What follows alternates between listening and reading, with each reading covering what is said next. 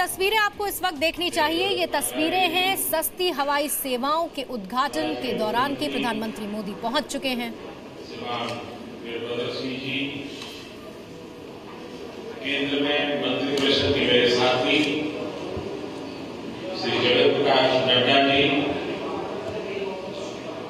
श्री अशोक गहलोत राजू जी, श्रीमान जयंत सिन्हा जी, श्रीमान GS पाली जी, राज्य विधानसभा के विपक्ष के नेता और पूर्व मुख्यमंत्री श्रीमान प्रेम कुमार धूमल जी और मेरे प्यारे देशवासियों, बहुत तेजी से भारत के मध्यम वर्गीय जीवन में एक नए एस्पिरेशंस, नए सपने, नए संकल्प और कुछ करने की हिम्मत देश महसूस कर रहा है। ये एक ऐसा वर्ग है जिन्हें अगर अवसर मिले तो देश को विकास की नई ऊंचाइयों पर ले जाने में कल्पना बाहर के उत्तम परिणाम दे सकते हैं। विशेषकर इस पार्श्वभूमि का जो युवा है, first generation risk taking capacity जिसकी सबसे ज्यादा है, ये बहुत बड़ा वर्ग है। ये बात अगर इन युवाओं को अवसर मिलेगा फर्स्ट जनरेशन तो वो देश की तकदीर भी बदल देंगे, देश की तस्वीर भी बदल देंगे।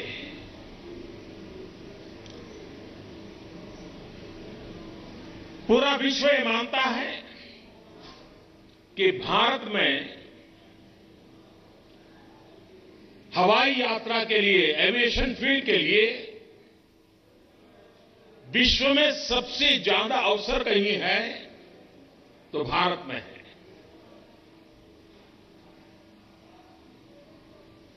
बहुत पहले हमारी सोच ये बनी थी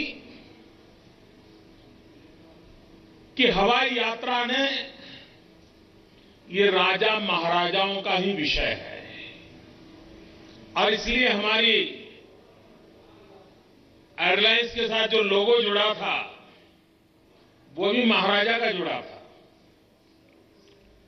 और जब अटल जी की सरकार थी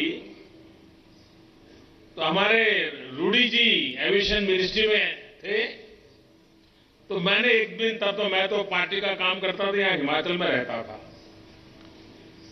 तो मैं एक बार उनसे मिला। मैंने कहा, भाई क्या ये लोगो नहीं बदल सकते क्या? तो उन्होंने क्या? मैंने कहा, इससे लग रहा है कि हवाई जहाज और हवाई यात्रा ये एक ही वर्ग के लोगों के लिए है। तो उन्होंने कहा, क्या करें?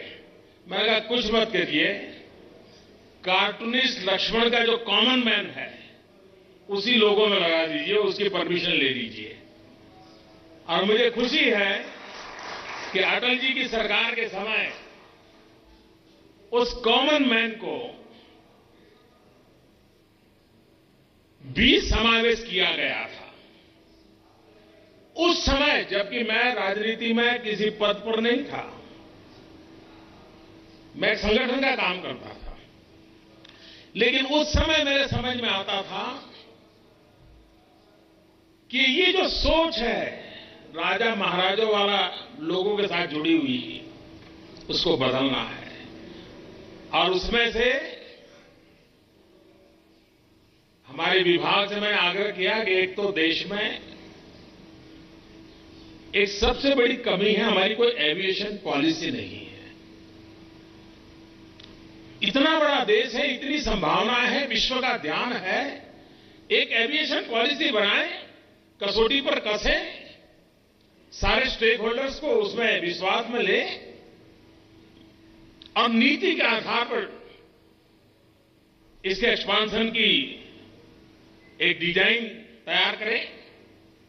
मुझे खुशी है कि आजादी के बाद पहली बार देश में एविएशन पॉलिसी बनाने का सौभाग्य हमारी सरकार को मिला।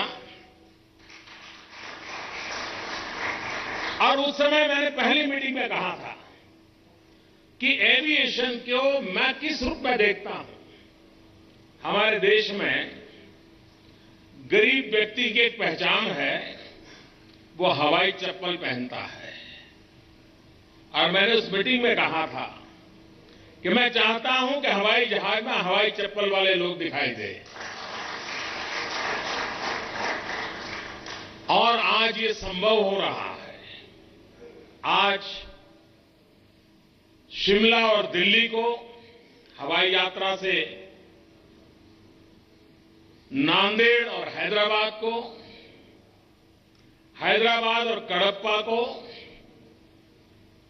हमारे अशोक गजपति राजू जी इसके मिनिस्टर हैं, वो आंध्र से हैं, तो कडप्पा से जुड़ने का आनंद उनका विशेष है।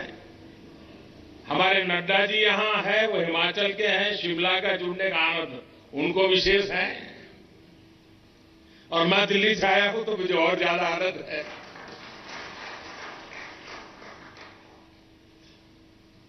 ये हवाई सफर कैसी बन रही है। आज हम टैक्सी में जाएं बाय रोड, 1 किलोमीटर का किराया करीब 8 से 10 रुपया होता है। दिल्ली शिमला की हवाई यात्रा ज्यादा से ज्यादा 1 घंटे में। अगर रोड पर मैं यात्रा करके आता हूं कम से कम 9 घंटे। अगर रोड मार्ग से आया मैं किलोमीटर का हिसाब लगाऊं और 10 रुपया हिसाब लगाऊं मैं, और हवा पहाड़ में तो 10 रुपये से ज्यादा हो जाता है।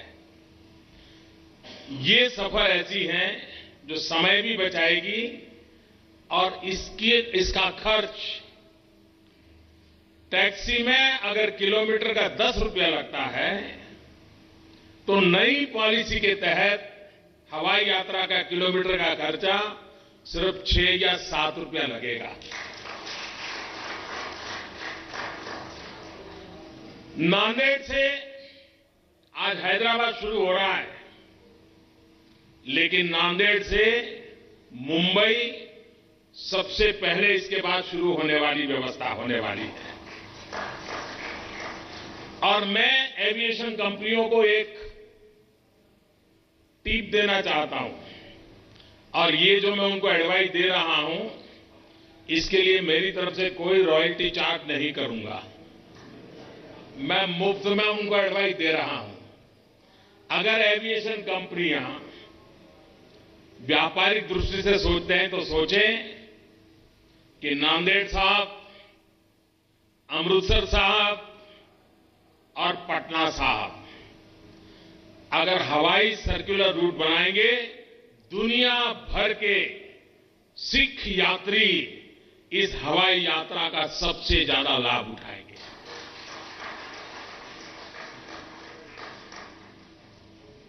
बहुत कम लोगों को मालूम होगा कि जब द्वितीय विश्व युद्ध हुआ तो ज्यादातर ईस्टर्न पार्ट में बहुत सारी हवाई पट्टियां बनी। सीमावर्ती क्षेत्रों में भी बहुत सारी हवाई पट्टियां बनी, लेकिन कभी उसका अभी उपयोग नहीं हुआ है। कुछ तो ऐसी हवाई पट्टियां होगी जहां से लोग सामान उखाड़ करके भी ले गए होंगे। देश आजाद होने के बाद आज हम 70 साल आजादी के पूरे हो गए, लेकिन सिर्फ 70-75 ही एयरपोर्ट है जो कॉमर्शियल पर्पज के लिए काम आ रहे हैं। 70 साल में 70-75 एयरपोर्ट इस नई पॉलिसी के द्वारा एक साल के भीतर भीतर 30 से ज्यादा नए एयरपोर्ट कॉमर्शियल एक्टिविटी के लिए जोड़ दिए जाएंगे। भारत के टायर 2 सिटीज ग्रोथ इंजन बन रहे हैं। विकास के अंदर ऊर्जा भरने की ताकत टायर 2, टायर 3 सिटी में आ रही है। अगर वहां पर एयर कनेक्टिविटी मिल जाती है तो पूंजी निवेशक, मैनेजमेंट एक्सपर्ट्स, एजुकेशन के लिए क्वालिटी मैन पावर, इन सबको अगर सुविधा कनेक्टिविटी की मिलती है तो उस जगह पर यह भी विकास की संभावनाएं बढ़ जाती है। दुनिया में सबसे तेज गति से विकास हो रहा है टूरिज्म का, लेकिन टूरिज्म में डेस्टिनेशन पर पहुंचने के बाद यात्री कष्ट झेलने को तैयार होता है, उसको पसंद भी आता है, मेहनत करना पसंद आता है, पहाड़ चढ़ना पसंद आता है, पसीना बहाना पसंद आता है, लेकिन पहुंचने तक वो सबसे ज्यादा अच्छी सुविधा पसंद करता है। उसे अगर एयर कनेक्टिविटी मिलती है, अगर उसको इंटरनेट कनेक्टिविटी मिलती है, उसको अगर वाईफाई सुविधा मिलती है, तो वो उस डेस्टिनेशन को पहले पसंद करता है। वहां जाने के बाद वो कष्ट झेलने को तैयार है, रिस्क लेने को तैयार है, लेकिन जाने और आने की सुविधा वो पहली पसंद करता है। शिमला में ये व्यवस्था अब फिर से आरंभ हो रही है। बहुत सालों तक ये अटका पड़ा रहा। मुझे विश्वास है कि एक हिमाचल के टूरिज्म को बहुत बड़ा बल मिलेगा इससे। 2500 रुपया सबसे ज्यादा ऐसी टिकट की व्यवस्था, 2500 और 2500 से कम करना। नॉर्थ ईस्ट भारत का एक ऐसा भूभाग है, देखते ही बनता है ये। एक बार जो गया उसको बार बार जाने का मन कर जाए, ऐसा हमारा नॉर्थ ईस्ट है। प्रकृति का वहां ऐसा वास्तव मिलता है जो शायद कहीं और मिल सकता है, लेकिन कनेक्टिविटी के अभाव से हिंदुस्तान का सामान्य नागरिक वहां जुड़ नहीं पाता है। ये देश के इंटीग्रेशन के लिए भी बहुत बड़ा काम इससे होने वाला है। इसे सिर्फ यात्रा की सुविधाएं नहीं,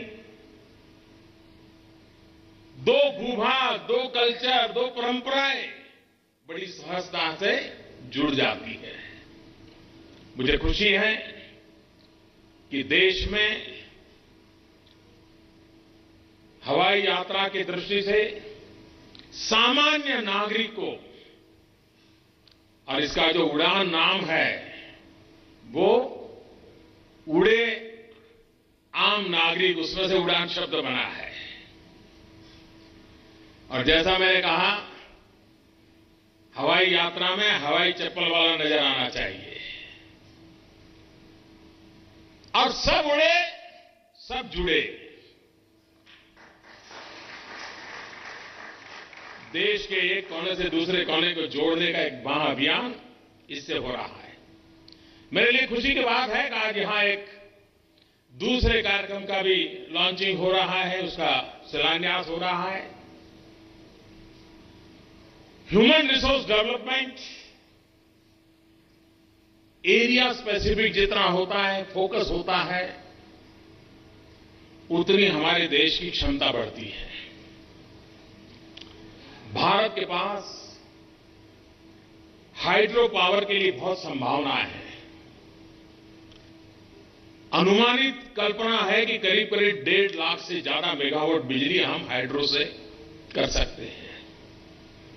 उसके लिए ह्यूमन रिसोर्स चाहिए, मैन पावर चाहिए, और उसके लिए डेडिकेटेड इंस्टीट्यूशंस चाहिए। हिमाचल प्रदेश और पूरा हिमालयन प्लेट जम्मू कश्मीर से लेकर के पूरा वहां पर हाइड्रो पावर प्रोजेक्ट की बहुत संभावना है। अगर यहां के नौजवानों को हाइड्रो से संबंधित इंजीनियरिंग की शिक्षा मिलती है, स्पेशलाइज्ड सब्जेक्ट उनके तैयार होते हैं, मैं समझता हूं ये बहुत बड़ी सेवा होगी। और इसलिए वहां मैकेनिकल इंजीनियरिंग बाकी सारे विषय भी होंगे, लेकिन स्पेशल फोकस हाइड्रो पावर से संबंधित होगा। उसके शिक्षा का एक बहुत बड़ा काम बिलासपुर में होने वाला है। उसके शिलान्यास का आज अवसर मुझे मिला है। मैं हिमाचल वासियों को और देश की युवा पीढ़ी को ये नजराना देते हुए बड़ा गर्व अनुभव कर रहा हूं। और एक प्रकार से आज देश हिमाचल की धरती से एयर पावर का भी अनुभव कर रहा है और हाइड्रो पावर का भी अनुभव कर रहा है। वायु शक्ति और जल शक्ति राष्ट्र के विकास के अंदर बहुत बड़ी ताकत बनते हैं। और जो हम न्यू इंडिया का सपना देख रहे हैं, जिसमें जन धन का सामर्थ्य है, वन धन का सामर्थ्य है, जल धन का भी उतना ही सामर्थ्य है, उस सामर्थ्य को लेकर के हमें आगे बढ़ना है। मैं फिर एक बार भारत सरकार के इस विभाग को, एविएशन डिपार्टमेंट को, उनके सभी अधिकारियों को, उनके श्रीमान मंत्री श्री और उनके नेतृत्व को हृदय से बहुत बहुत बधाई देता हूं कि बहुत ही महत्वाकांक्षी ये योजना का आज आरंभ हो रहा है, जो बहुत ही कम समय में हिंदुस्तान के नए ग्रोथ सेंटर की हवाई उड़ान भरने की ताकत उससे मिलने वाली है। मेरी तरफ से बहुत बहुत शुभकामनाएं। धन्यवाद। शुक्रिया। तो अभी आप प्रधानमंत्री मोदी को सुन रहे थे। आज से न्यू इंडिया की नई उड़ान, जिसका शुभारंभ अभी अभी प्रधानमंत्री मोदी ने किया और उसी कार्यक्रम को संबोधित वो कर रहे थे। इसके साथ ही हाइड्रो इंजीनियरिंग कॉलेज जो कि बिलासपुर में बनने जा रहा है, उसका भी डिजिटल शिलान्यास करेंगे प्रधानमंत्री मोदी। और उसी दौरान उन्होंने ये भी कहा कि कई ऐसी हवाई पट्टियां हैं जो बेकार पड़ी हुई हैं, जल्द ही उन्हें कमर्शियल एयरपोर्ट से जोड़ा जाएगा और तब लोगों के लिए दूरियों को कम करना आसान हो जाएगा। यानी कि बहुत ही कम, बहुत ही किफ़ायती रूप में आप एक जगह से दूसरी जगह उड़ान भर सकेंगे। और उसी के लिए शुरुआत की है उड़ान की, उड़े देश का आम नागरिक। उन्होंने इस बात का भी जिक्र किया कि इसी से उड़ान शब्द निकाला गया। इसी के साथ रुकेंगे एक छोटे से ब्रेक के लिए।